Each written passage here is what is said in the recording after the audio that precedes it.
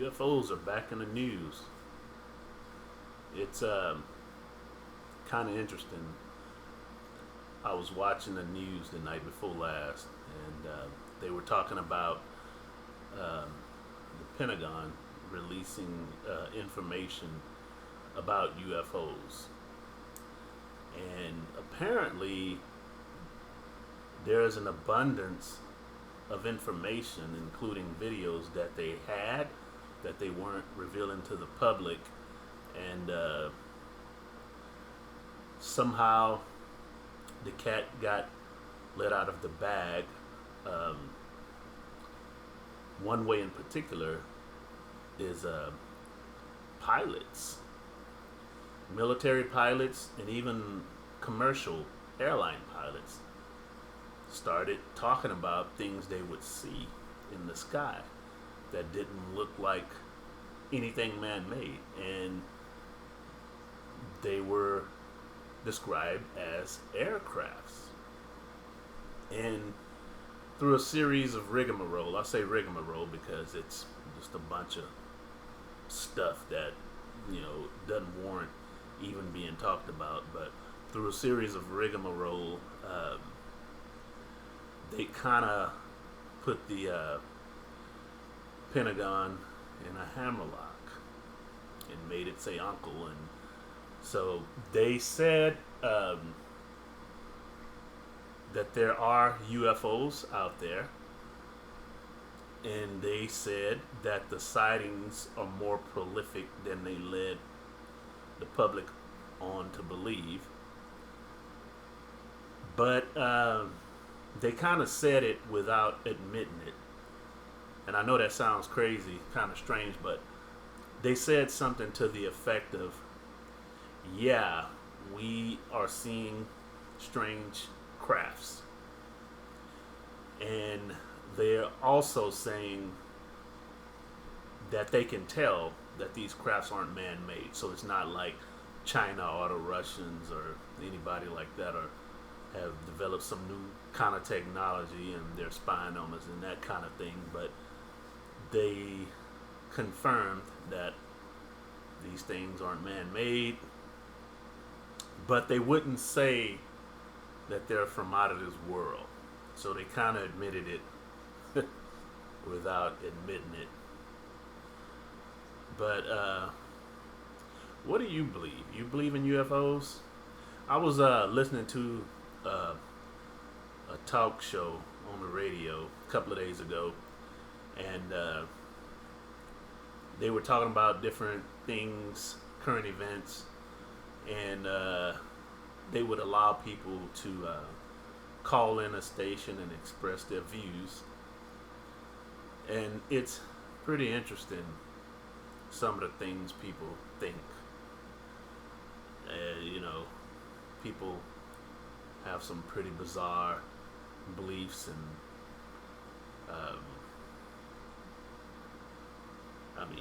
what else can be said? And who am I to judge? They probably think I have some pretty bizarre beliefs, even though I may think my beliefs are normal. But a lady called in and she said that she actually saw a UFO up close and personal. And she described it, and it was so strange. But her description of it was pretty, I'll say, typical. It was shaped like a saucer, and there was a strip of lights flashing around the edge of it, that kind of thing. So it sounded pretty typical. And she said it was hovering above a building, and she had a bird's eye view of it. And she also said that it was late at night, like after midnight or something like that. And she was saying that it was just hovering. And she said she stood there and, she pulled over. She was in her car. And she watched it for a bit. And then she said it dawned on her that people get kidnapped by aliens and to be experimented on. So she got nervous, and she said she took off in her car. She said she prayed all the way home hoping that the ship didn't follow her, and in an attempt to beam her up. And I thought that was pretty interesting. I've I've seen on about two or three occasions some strangeness going on in the sky that I wondered, man, what is that? And it wasn't a weather balloon or didn't look like an airplane or anything of that nature. But I've seen, on two, three occasions, three actually to be exact, some things in the sky that made me wonder. But that being said, I'm going to shift gears a little bit. Some of you may know about the Anunnaki, and some people think that the Most High God, who formed Adam from the dust in the earth, was a being from another world that created Adam here and left him here to fend for itself, somewhat. Fending for himself, you basically can view getting cast out of the Garden of Eden. Like in the Bible, it says, the Lord drove the man out of the garden.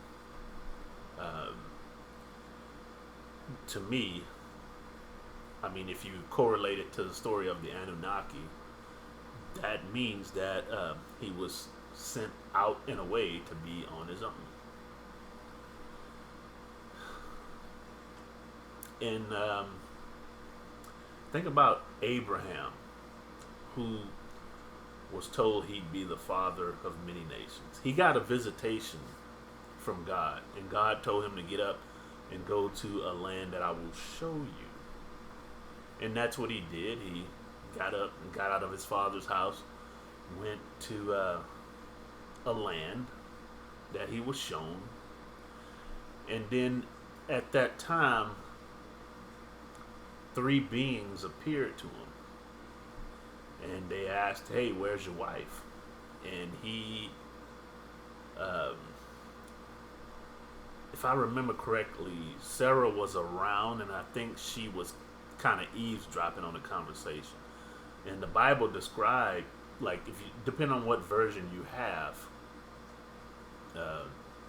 they might say angels showed up. The King James Version says three men appeared, described them as men, humanoid beings. And that's when they announced to Abram, who became Abraham, that his wife would have a son. So, who were these three men?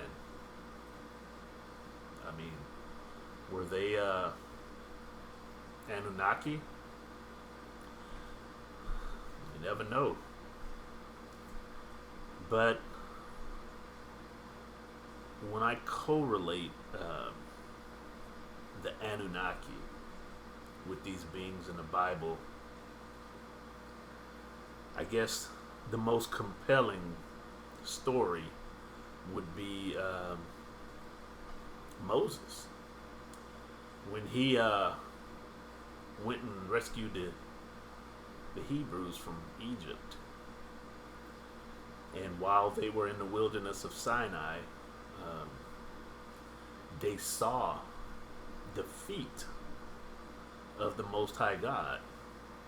And they saw his feet, and he was standing on a sapphire platform. A sapphire platform that's a brilliant blue type of color. I wouldn't necessarily call it royal blue, but it's kind of close. And they saw his feet. And I think it said in the Bible, 77 of the elders saw this being's feet. And if you rewind a little bit, when I believe Moses asked to see his face, Moses was having a one-on-one chopping it up with God one on one, and he asked to see his face, and God said, "Nah, I'm not gonna let you see my face because no man can see my face and live." Is pretty much what he said. But he said, "Well, I'll let you see the back of me. I'll let you see my rear parts." So it says in the Bible that he took Moses and put him in like a gap between the rocks on a mountain, and he covered him with his hand, and he passed over him, and after he passed over him, he uncovered Moses, and Moses saw his rear parts, but he didn't see his face. And apparently it was a pretty colossal being, a super large being, and it gives the impression that it was humanoid in form. So when you think of the Most High God, I don't think it's an absolute presence, because if it was an absolute presence, then it probably wouldn't have a time of day for human beings. But this being that is described in the Bible is finite in some ways, meaning it has a physical humanoid shape and form, much greater and larger than regular human beings, obviously with more power at its disposal, power that a regular human being can't even fathom, but nonetheless it's a humanoid being with a finite type physical presence. And just to say that it's has a finite presence, that don't necessarily mean that it's not an eternal being. So I just want to put that out there. But could that have been one of the Anunnaki, one of the gods in the Sumerian scriptures? Kind of fascinating, huh? Nevertheless, UFOs, aliens, they're on the upswing now. And again, like, you can look this stuff up. These very legitimate military pilots are speaking up. And they're saying that they're seeing crafts. And the Pentagon is confirming. And they are also saying that they are not man-made, but they're not saying that they're from another world. But here's a good what if for you. What if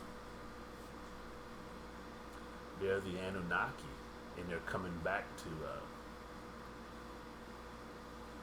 observe their experiment, their creation? I mean, after all, whether we like it or whether we don't like it, no matter how high and mighty we try to pawn ourselves off on each other as being, we're in a bubble. I mean, this earth, the stratosphere that covers this earth, it's like a lid that's protecting us from the harshness of outer space. We are in an aquarium, so to speak, a giant aquarium, and something put us here. So maybe they're just coming back to check on us, or maybe, God be willing, if they are coming back, they're going to set some things straight, because this world is kind of falling apart at the seams. Anyway, that's just a thought. Nevertheless, y'all be cool and be blessed.